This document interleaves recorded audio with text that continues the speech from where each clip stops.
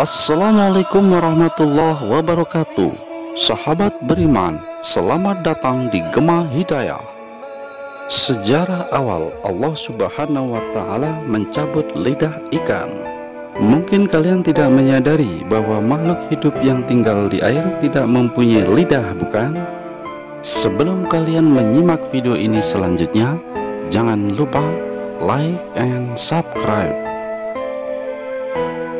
Ya, ikan memang makhluk hidup satu-satunya di dunia ini yang tidak mempunyai lidah. Bukan berarti dari awal diciptakan begitu, tetapi ada sejarah menjelaskan bahwa ikan tidak mempunyai lidah. Video kali ini akan menjelaskan sejarah dicabutnya lidah ikan oleh Allah Subhanahu wa Ta'ala. Rasulullah Shallallahu Alaihi Wasallam bersabda, "Tidak akan masuk surga tukang fitnah." Sedangkan dalam hadis lain, Abu Hurairah radhiyallahu anhu pernah mengatakan perkataan Rasul, "Apakah kamu tahu Allah Subhanahu wa Ta'ala dan Rasulullah Sallallahu Alaihi Wasallam yang lebih tahu?" Lalu Rasulullah Sallallahu Alaihi Wasallam bersabda lagi, "Sejahat-jahat kamu adalah orang yang bermuka dua, datang kepada kamu dengan muka berbeda dan datang kepada orang lain dengan muka berbeda lagi."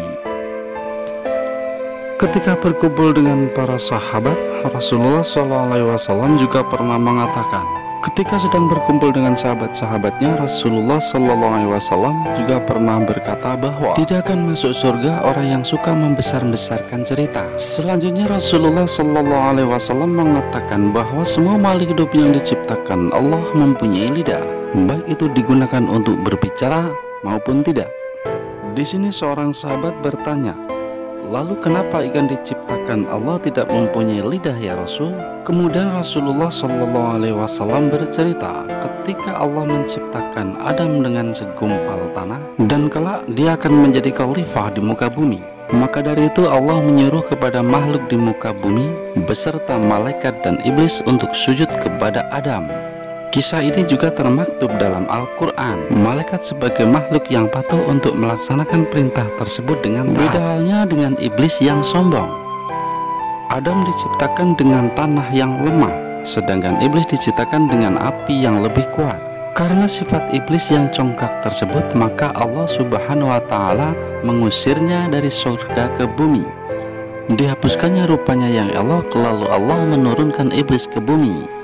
Kemudian iblis menuju lautan dan bertemulah dengan makhluk yang bernama ikan. Iblis yang membenci Adam kemudian menceritakan kejelekan Adam ke ikan.